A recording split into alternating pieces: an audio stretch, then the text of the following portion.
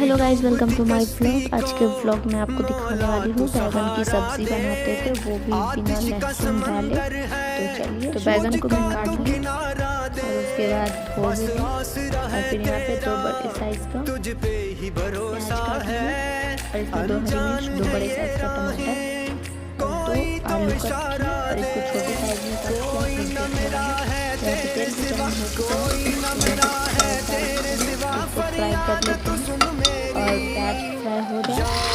प्याज फ्राई हो चुका है, उसके बाद इसमें एक एक करके सारा सामान डाल के पहले टमाटर और फिर आलू फिर बैगन डाल के मिक्स कर लेंगे अच्छे से। और इसमें मसाला क्या डाल लेंगे, मसाला दिखाती हूँ।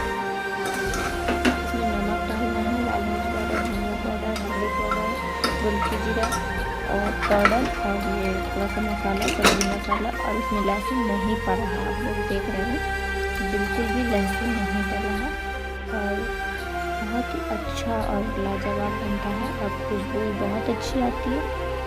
तो यहाँ पे बैगन की सब्जी बन के तैयार हो गया, बहुत ही लाजवाब बना। इसमें थोड़ा सा धनिया पत्ता भी डाली और बहुत ही अच्छा बनता है बैगन की सब्जी, क्योंकि बैगन तो वैसे ही तल के मसाला हो जाता है, मसाला तो बहुत लाजवाब।